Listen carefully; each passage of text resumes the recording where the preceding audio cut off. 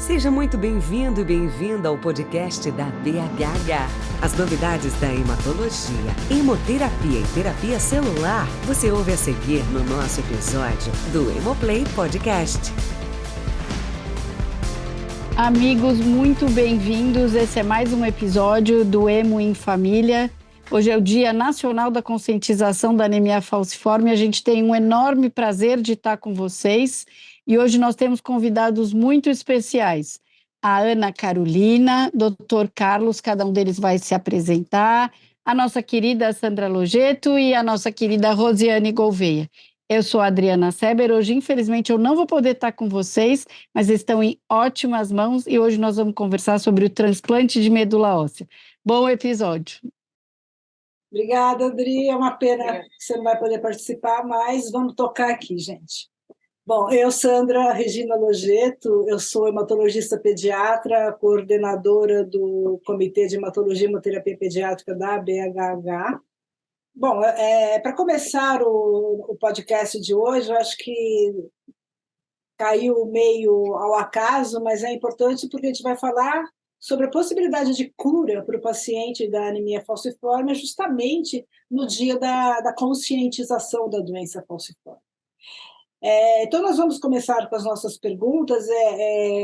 Vou perguntar para o Carlos Eduardo Setani, depois que você se apresentasse, por favor, nos responda, quem que pode doar a medula óssea para uma pessoa com anemia falciforme?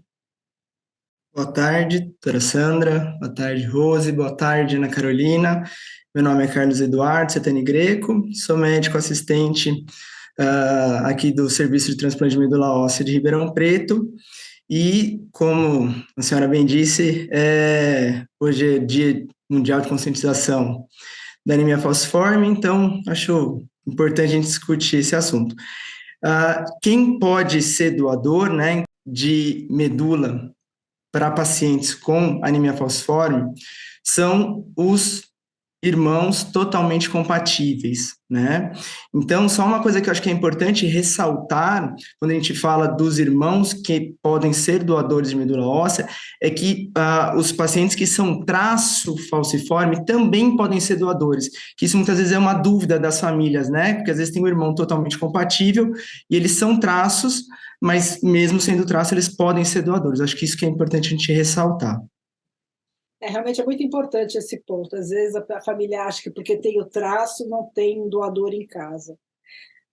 Vou te chamar de Rose, tá? Claro, você se apresenta, mas para mim é a Rose. Queria te perguntar, como que é feito um transplante de medula óssea? Então, boa tarde a todos. Meu nome é Rosiane Gouveia, todo mundo me conhece como Rose. Então, boa tarde, Sandra. Boa tarde, Carlos. Boa tarde, Ana Carol. Então, para quem pode doar, é isso que eu estou Não, como que é feito o transplante de medula óssea? Como é feito o transplante de medula óssea? Então, o transplante de medula óssea, nesse caso a gente está falando do transplante de medula óssea alogênico, que é entre dois indivíduos diferentes, né? É diferente do autólogo, que é de você para você mesmo. Na doença falciforme, na anemia falciforme, o transplante tem que ser o alogênico. Então, como ele é feito?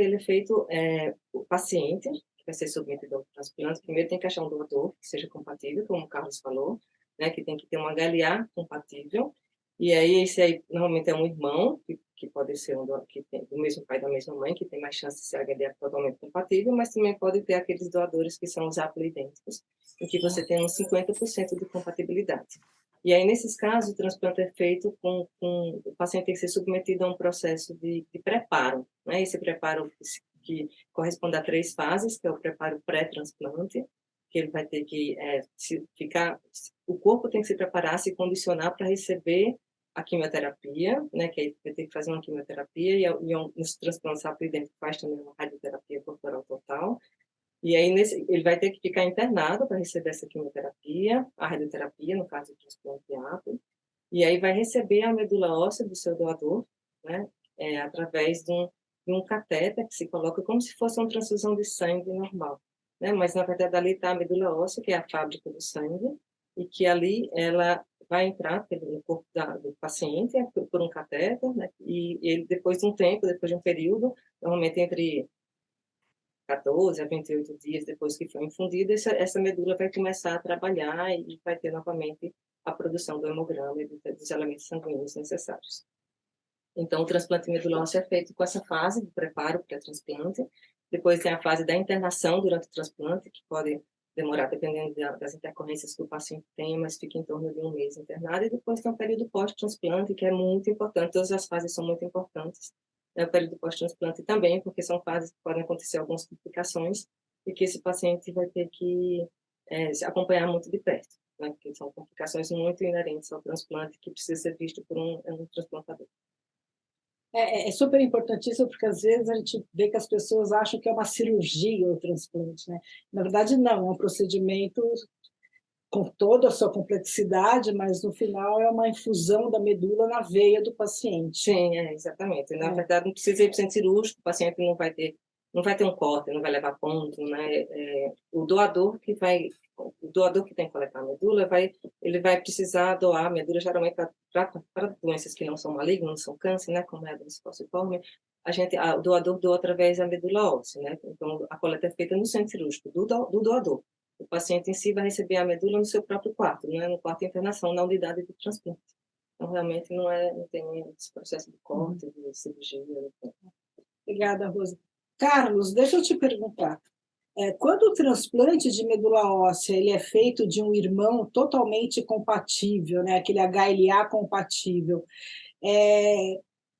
quando você indica esse transplante nas pessoas com anemia falciforme?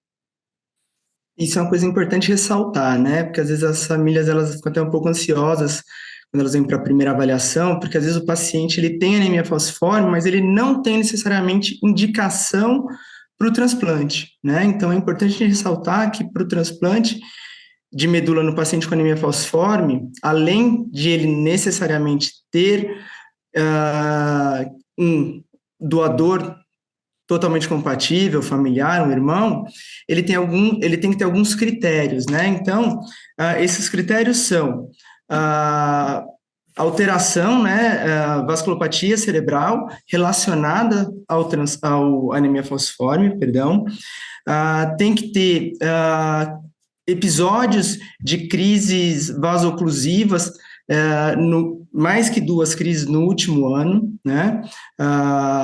Tem que ter pelo menos um halo anticorpo, né?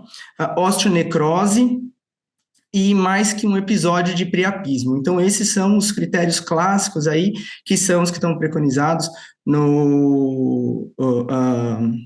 pela Sociedade Brasileira de Transplante e que, baseado, né, nos guidelines internacionais que são necessários para que o paciente tenha indicação de transplante, além de, obviamente, né, relacionados à anemia falciforme. Deixa eu te perguntar uma coisa, quando você fala de vasculopatia, né, nós temos as duas situações, né, aquele paciente que já fez o AVC e aquela criança que tem um Doppler alterado e está em transfusão. Como que você encaixa uma indicação de transplante nessas situações?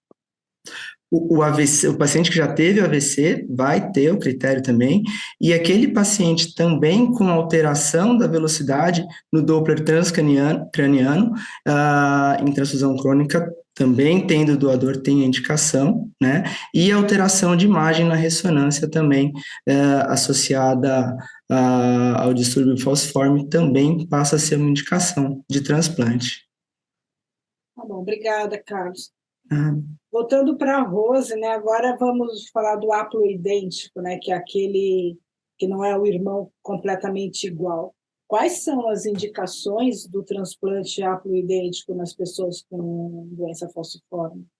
Então, as indicações do transplante haploidêntico, de medula óssea haploidêntica, em pacientes com anemia falciforme, são bem parecidas com a que o Carlos falou. Então, a principal indicação é vasculopatia cerebral, aqueles pacientes que já tiveram AVC prévio, né? A gente pega muitos pacientes que já tiveram mais de 1, 2, 3 AVCs, famílias que as mães já perderam outros filhos com anemia falciforme por conta de AVC também. Vasculopatia, né, cerebral, já tem alteração no duto transcraniano, moia-moia, alterações que você vê na angiorressonância. Outra indicação são crises de dores vasoclusivas recorrentes, então que tem pelo menos mais de 2 crises no humano graves que precisou de internação para controle da dor. Pacientes que também têm torácica aguda, que já tem pelo menos 2 episódios, mais de 2 episódios no último ano também, acabam entrando no critério. Pacientes aloimunizados também, aqueles pacientes que já fazem transfusões mais cronicamente, que já têm um anticorpo, aí está difícil achar bolsa de hemácias para transfusão, também acaba sendo critério. Então, basicamente são mais esses critérios. O critério principal para o transplante aplidêmico, que mostra que a anemia falciforme mais grave, são aqueles pacientes com doença, com AVC prévio e vasculopatia cerebral. Mas a gente tem muitos pacientes que vêm também até a gente com a queixa de que já está usando medicação mais preconizadas para controlar um pouco os sintomas da anemia falciforme, né, e diminuir, que a hidroxiureia, mesmo apesar da dose adequada da hidroxiureia, continua com muitas dores, né, então são dores recorrentes que diminuem muito a qualidade de vida desses pacientes, são pacientes que faltam muito escola, que acabam tendo outras repercussões na sua vida, né, então a gente analisa caso a caso, é claro, e ver se a dose está adequada da hidroxiureia, ver como são essas crises de dor, se realmente são crises de dor muito graves, porque também é um critério do transplante aplidêmico. Ouvindo você falar, Rose, as indicações são as mesmas de um totalmente compatível, né? Então, acho que seria interessante explicar para quem nos está ouvindo, assim, já que são as mesmas indicações, qual que vai ser, quando que eu vou fazer um, quando é que eu vou fazer outro? Então, a diferença entre o transplante alogênico, né, e o haploidêntico, com o irmão galeano compatível, né, totalmente compatível, e com o haploidêntico, que é aquele que pode ser um irmão também, mas que vai ter uma HLA só 50% compatível, é que a incidência de rejeição, né, de você perder o transplante, perder aquela medula que foi doada, que foi enxertada no paciente, é maior. Então, isso é um critério que a gente acaba... Isso é uma questão que eu sempre falo que é um calo no sapato da gente, né, porque a gente sempre fica preocupada de paciente se submeter a todo o processo do transplante, fazer quimioterapia, fazer radioterapia, ficar não sei quanto tempo internado, depois ficar, muitas vezes esses pacientes são de fora, são de outras regiões, e aí fica aqui em São Paulo, ou em outra cidade, outro estado, né, e não consegue voltar para a sua vida, e depois disso tudo acaba perdendo o transplante. Então, o transplante aplidêntico, o critério a gente acaba sendo um pouco mais, assim, mais rígido em relação a essa questão da vasculopatia, das crises de dores, e por conta disso, né? Por conta da rejeição que acaba sendo maior. Então, a rejeição, que tem uma incidência maior, pode ter uma incidência de doença do enxerto também, porque você tem uma HLA que é mais diferente, né? Você não vai ter uma HLA positiva. Então, acaba tendo também mais risco de ter reativações virais, infecções, quadros infecciosos. Então, é um transplante que acaba podendo ter mais riscos de ter complicações associadas ao transplante do que um halogênico aparentado com o irmão da aliança compatível. Obrigada.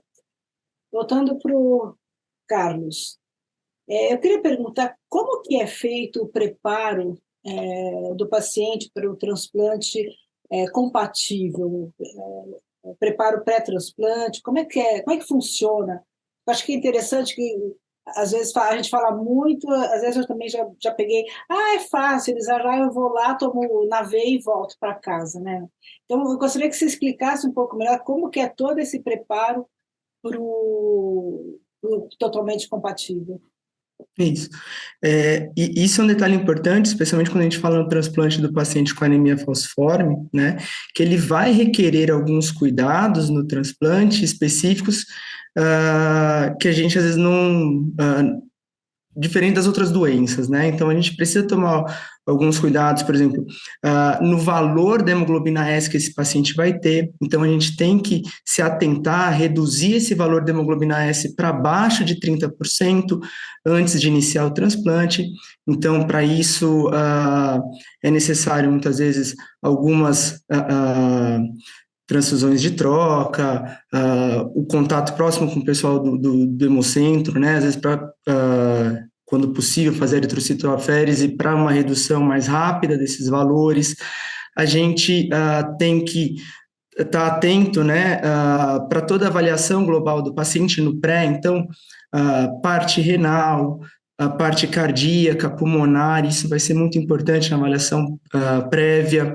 Os cuidados relacionados à transfusão desse paciente vai ser importante, né? Então, a gente no contato também com a equipe do Hemocentro, da hemoterapia, né? Fazer a fenotipagem eritrocitária desse paciente, reconhecer se ele tem alguma história aí de halo anticorpo prévio para um cuidado transfusional durante o transplante, né? E depois, mesmo durante o transplante, também tomar alguns cuidados relativos aí a valores que a gente deve manter em relação à plaqueta, os cuidados transfusionais para não deixar uma hemoglobina muito alta durante o transplante, para reduzir o risco e as complicações aí para esse paciente durante o transplante. Outra coisa importante também, e aí é muito importante o contato já prévio com o hematologista que cuida desses pacientes, a questão da avaliação da carga de ferro desse paciente, tomar o cuidado de tentar fazer uma quelação prévia se ele tiver uma carga de ferro mais alta, porque isso vai implicar também nas complicações do transplante e no pós-transplante, então isso é uma coisa importante, e esses são basicamente os principais cuidados aí que a gente deve ter prévio ao início do transplante do paciente com anemia falciforme. Você tocou num ponto que eu acho bem importante, né? A sobrecarga de ferro, principalmente no fígado, né? Porque tem uma reação que vocês vão saber o nome, que pode dar como sequela do transplante. Então, acho que é muito importante frisar isso, porque às vezes quando falar com o hematologista está insistindo na quelação, mesmo que não tenha indicação de transplante ainda, mas a quelação de ferro naquele paciente com sobrecarga é muito importante e ela faz parte de um dos diferenciais para o sucesso do transplante. É isso, Carlos? Exatamente. E eu acho que essa é uma das coisas importantes quando a gente fala no cuidado do paciente com anemia falciforme, que vai ser submetido ao transplante, que muitas vezes um pouco diferente dos pacientes com doença maligna, que chegam e já têm a necessidade imediata de começar o transplante, às vezes a gente vai ter nesses pacientes um período um pouquinho maior de preparo, de cuidado. Então, esse contato com o hematologista que cuida desse paciente no preparo é importante, como a Carolina vai poder falar daqui a pouco, na preparação, na orientação dessa família em relação ao transplante, isso vai ser muito importante, extremamente importante para o sucesso do transplante desse paciente. Tá bom.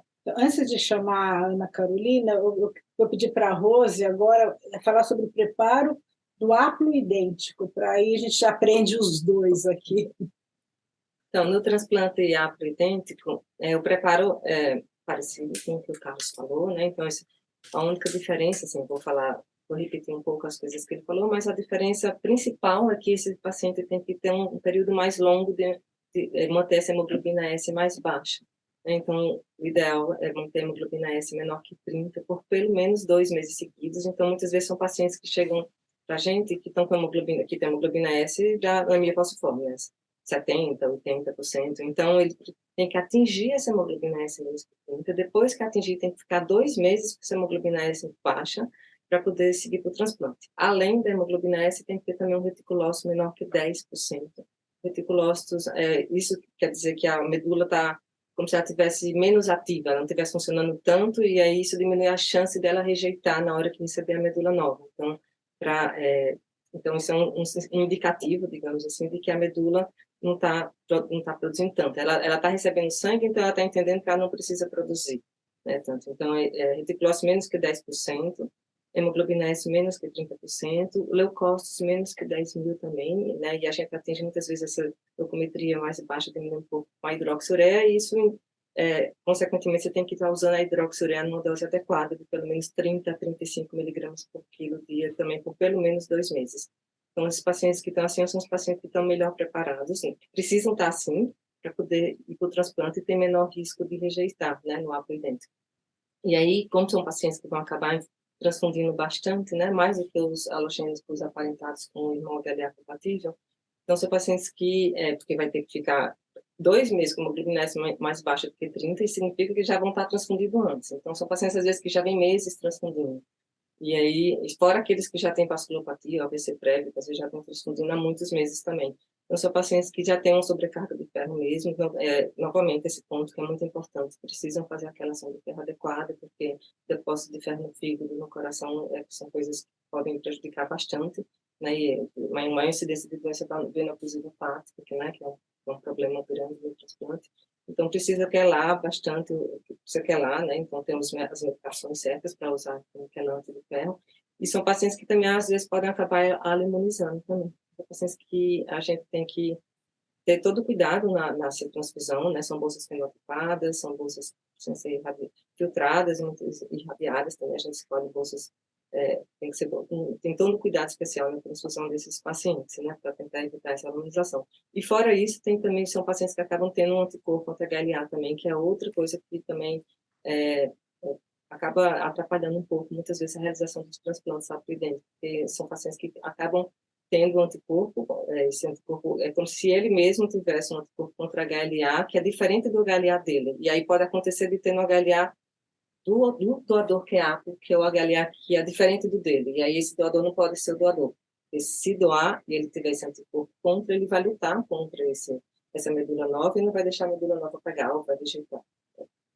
Então, esses são os cuidados essenciais na aplicação do transplante, para fazer transplante. Obrigada, Rosa.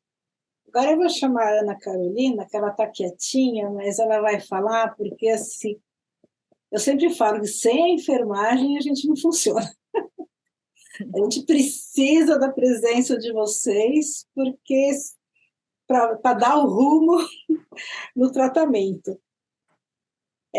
Por favor, você se apresente antes de começar. E eu queria perguntar qual que é o papel da enfermagem no preparo do paciente pré-transplante de medula óssea. Boa tarde a todos, doutora Sandra, doutora Rose, doutor Carlos, e a todos que nos ouvem. Meu nome é Ana Carolina, sou enfermeira-chefe no transplante de medula óssea aqui do Hospital das Clínicas de Ribeirão Preto, e é um prazer estar aqui e falar com todos vocês. Na verdade, o nosso trabalho começa lá na consulta de caso novo, né? Quando esse paciente vem para um centro de transplante com muita expectativa de cura, né? Na verdade, eles chegam assim. E os familiares chegam também com esse desejo de serem chamados, né? Muitas vezes, quando eles recebem a nossa ligação que o leito está disponível, eles ficam muito felizes e ficam na esperança de se livrar das complicações e das dores que muitas vezes eles sentem, né? Então, o preparo começa lá no caso novo, com orientações. Então, é claro que esse paciente ele vai ser admitido, ele vai ser encaminhado para a realização dos exames, mas vai ser lá na consulta de caso novo que a gente vai começar a explicar do que se trata o transplante. E é incrível que uma das primeiras fases que a gente precisa trabalhar com esses pacientes é a respeito da quimioterapia.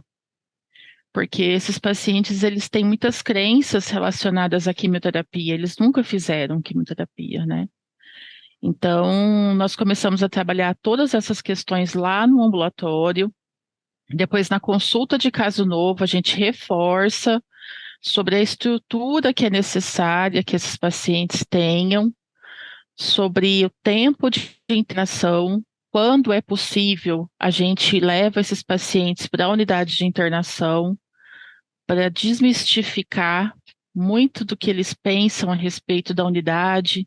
Muitos pensam que é uma unidade muito fria, uma unidade muito solitária, e, na verdade, a gente ajuda que eles desmistifiquem todas essas crenças com o intuito de diminuir o medo, né? Eles já vão vir para uma cidade diferente, para um hospital com pessoas que ele não conhece, e aí começa a nossa caminhada. Acho que fazer o paciente e a família entender isso é fundamental, né? Às vezes o médico está muito preocupado no tratamento, nos riscos, não sei o quê. Eu acho que esse acolhimento é fundamental no tratamento também. Isso. E aí, assim, já dentro da unidade de internação, aí os cuidados já são um pouco mais específicos, né? Porque aí a gente começa com orientações mais específicas a respeito dos cuidados diários, da importância de cuidados com o catéter central, como é esse catéter central, como é implantado. A gente trabalha também a questão, a gente conversa e mostra o protocolo de quimioterapia, a gente explica como serão os dias desse paciente internado lá dentro. Ele tem uma programação para todos os dias, e é importante que ele acompanhe, é importante que a sua família acompanhe, né? E a gente não pode deixar de falar aqui também da equipe multiprofissional, que tem um trabalho essencial. Esse paciente, normalmente, como ele viveu, né, e vive uma vida em cima da doença, com muitas complicações, com dores, é necessário que ele tenha atendimento com psicólogo, atendimentos com terapeuta ocupacional, que vão tornar a internação um pouco mais suave, no sentido de que ele, aos poucos, vai entendendo o processo que ele está passando. E, além disso, a gente também vai trabalhando exatamente desses cuidados que a doutora Rose comentou a respeito da importância das transfusões. A enfermagem tem um papel importantíssimo na monitorização desses pacientes, na administração dos medicamentos, sinais vitais, controle e manejo, né, de náuseas, vômitos, o manejo da dor. Então, é um trabalho amplo, tanto na parte fisiológica, quanto nessa parte também de acolhimento, como eu tinha mencionado. Obrigada, Ana. Eu vou perguntar para o Carlos responder rapidamente qual é a chance do transplante de medula óssea totalmente compatível do irmão curar o paciente com anemia falciforme. Bom, a gente tem dados já bastante robustos aí que a resposta é muito boa, né, no transplante do paciente com anemia falciforme com um doador totalmente compatível, né. A gente vai ter, especialmente quando usa-se, que é a primeira escolha, como fonte a medula óssea, taxas de sobrevida ali em torno de 95%, acima disso, 95%, 97%, né? E até nos dados agora que o Dr. Luiz Guilherme, que é nosso colega aqui em Ribeirão Preto, levantou dos transplantes brasileiros, a gente vai ter na sobrevida global dos pacientes aí ao longo de 4 anos, uma sobrevida de 95%. Então, uma sobrevida bastante boa, né, assim, em termos de valor aí que a gente alcança com o transplante com doador aparentado totalmente compatível.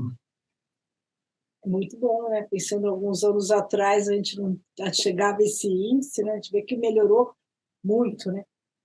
E, Rose, e a chance do haploidêntico curar o paciente com anemia falciforme?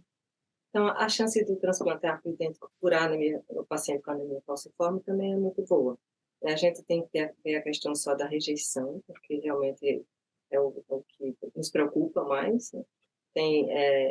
Estão sendo, assim, tem ajustes no protocolo que está sendo feito, então é essencial que esses pacientes que vão fazer o transplante haploidêntico utilizem o condicionamento que inclua a teotepa, né, que é um medicamento que diminui mais esse risco de rejeição. É um medicamento importado que já tem até portaria da Anvisa, mas não é ainda um medicamento comercializado no Brasil, então ele é importado, e isso acaba tendo um maior problema em relação em alguns lugares, a colocar essa teotepa. Mas, de qualquer modo, os condicionamentos para APO, que são os mais preconizados, assim, de terem melhores resultados, são aqueles que incluem a teotepa, e isso aí acaba dando resultados melhores. Então, a sobrevida global também acaba sendo, varia entre os serviços, né, mas assim, o nosso serviço, por exemplo, onde a gente fez os 2 serviços, foi de 100%. Todos os pacientes, incluindo os haploidênticos e os halogênicos, com irmão HLA compatível. A gente até apresentar no congresso também agora, da SBPMO, mas foram resultados muito bons. E o índice de rejeição, que a gente acaba contando com uma sobrevida livre de eventos. Também tem lugares que falam que pode ter rejeição até 40% de rejeição, né? Então, coisa que a gente não quer, né? Quer melhorar esses índices, mas Também, nosso grupo também foi uma rejeição foi menor, né? Então, a gente tem 82% de sobrevida de eventos também, que foi muito boa também. Mas esse protocolo do Aprio Dentro é um protocolo que tem uma boa perspectiva, né? Então, ele inclui radioterapia, inclui a teoterapia, então a chance de cura para o paciente é muito bom. Então, são pacientes, e considerando ainda que são pacientes que têm anemia falciforme mais grave, né? Mais debilitante, então é uma opção bem activa para esses pacientes. Eu fico bem feliz, porque eu vou assumir, quando eu fiz hemato, nem se pensava em transplante de medula óssea, e hoje a gente vê toda a evolução que vocês estão apresentando. Assim, o papo está muito bom, mas a gente está com o tempo já estourando. Mas eu gostaria que cada um de vocês fizesse uma consideração final, uma coisa que vocês acham importante que os familiares, os pacientes saibam, para a gente poder finalizar esse nosso podcast de hoje. Se o Carlos quiser começar. Bom, eu acho só uma coisa importante a gente passar, né? Até pautada no que foi a discussão, do que a Carol falou, no que a Rose falou, em relação ao paciente que vem para o transplante com anemia falciforme, é uma doença crônica, e tem uma vida muito sofrida, tanto os pacientes quanto a família no acompanhamento, né? E essa compreensão de que o transplante não é, como você também falou, uma cirurgia, um tratamento pontual, mas assim, longitudinal, que vai ter riscos associados, complicações. Então, isso é importante eles saberem para participarem ativamente desse cuidado ao longo do transplante e para que a gente consiga alcançar esses bons números aí de resposta para esses pacientes. Obrigada, Carlos. Ana? Eu queria deixar aqui uma mensagem para os pacientes que estão nos ouvindo e que possam estar pensando assim, mas o transplante deveria ser para todas as pessoas que têm falciforme, né? O que a gente escuta muito de todos os pacientes. É importante a gente deixar claro que é um tratamento muito complexo e é bem agressivo. Então, a gente não gostaria que os pacientes tivessem complicações da doença, mas pacientes que vivem bem e que não tiveram complicações têm que conseguir viver a sua vida, né? Assim, é esse o caminhar natural, né? E para aqueles que tiveram complicações da doença e tiverem critérios para isso, a gente vai estar aqui e a gente vai estar orientando para também, no futuro, poder viver uma vida com qualidade de vida, né? Uma vida feliz, uma vida com seus projetos, para você executar os seus sonhos.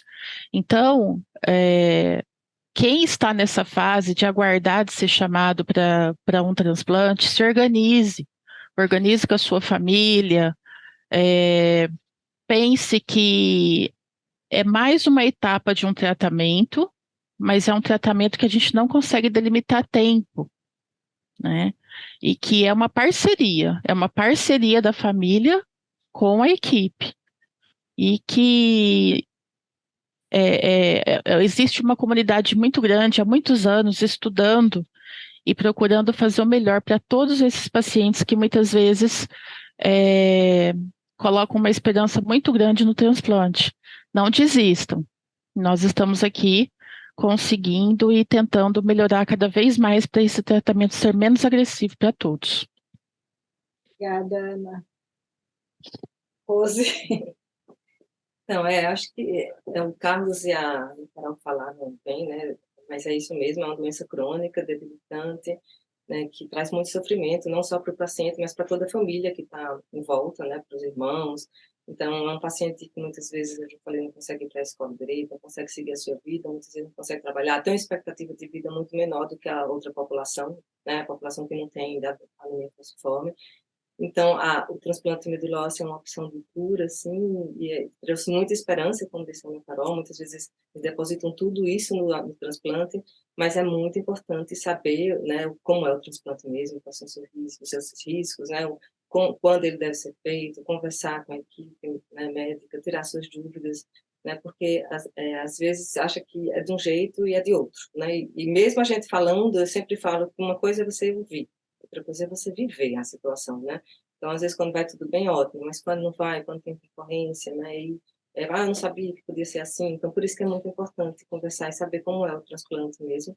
Mas é uma opção de cura, né? Tá ali, existe. Muitas vezes as mães falam, eu prefiro fazer, mesmo que eu saiba que meu filho pode ir bem no transplante, do que vê-lo vivendo desse jeito. A gente escuta muito isso e é difícil, né? Dá um aperto mesmo. Ela fala, eu já perdi 3 filhos, eu não quero perder meu quarto.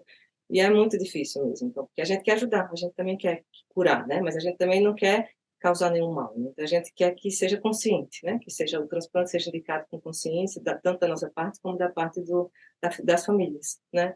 Então, o que a gente mais quer junto com eles é que eles fiquem bem, né? Que eles fiquem curados. Eu acho que eu me emocionei mais agora com as 3 falas de vocês.